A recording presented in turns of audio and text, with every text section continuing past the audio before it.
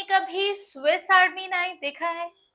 नहीं देखा है तो मैं आपको दिखाती हूँ। ये है स्विस आर्मी नाइफ। ये बहुत ही ज्यादा वर्सेटाइल है, हैंडी है और ये आपको गहरा कट दे सकता है अगर आपने इसे ठीक से यूज नहीं किया।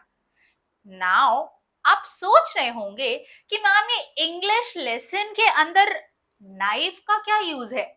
वेल, नाइफ का यूज मैंने आपको इसलिए दिया क्योंकि जब कभी भी हम कुछ भी याद करते हैं और अगर हम उसे बहुत ही इंटरेस्टिंग एग्जाम्पल से याद कर लें या फिर उसे किसी इंटरेस्टिंग एग्जाम्पल से कोट करें तो हम वो कभी नहीं भूलते। तो आज का हमारा टॉपिक भी कुछ स्विस आर्मी नाइफ जैसा ही है।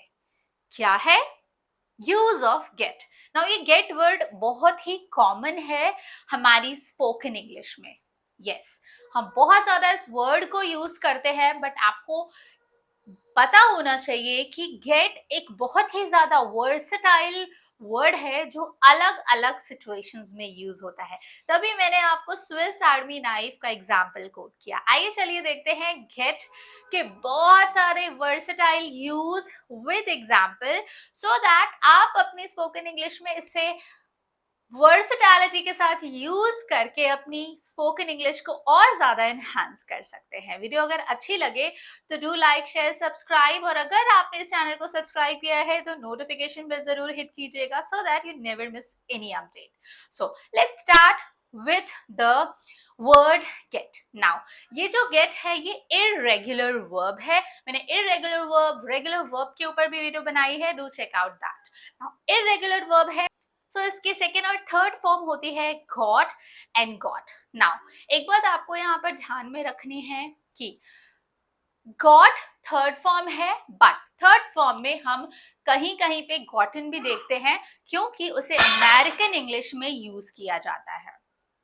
नाउ गेट के अलग अलग यूज होते हैं, तो पहले मैं आपको उसका यूज बताऊंगी विद एग्जाम्पल। नाउ कुछ ऑब्टेन करने के लिए, कुछ खरीदने के लिए, कुछ रिसीव करने के लिए हम गेट का यूज करते हैं। For example, Riya got the phone number from her mother. ठीक है, ये एग्जाम्पल था जब हम कुछ पाते हैं या हमें कुछ मिलता है, कुछ रिसीव होता है, इस केस में। नाउ नेक्स्ट जो यूज होता है गेट का वो होता है टू बिकम, होना। ठीक है, मत होइए, kind of.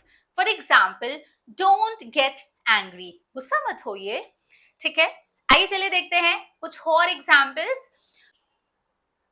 To have something done, कुछ होने की कोई सिचुएशन है, ऐसी सिचुएशन में भी हम गेट का यूज करते। एग्जाम्पल से आप और अच्छा समझ पाएंगे। I am getting my hair cut on Sunday, मैं अपने बाल कटवा रही हूँ संडे को। इसका एक्चुअल मीनिंग हिंदी में ये होगा, बट हम इसे गेट के सेंस में कुछ इस तरह से यूज कर सकते हैं।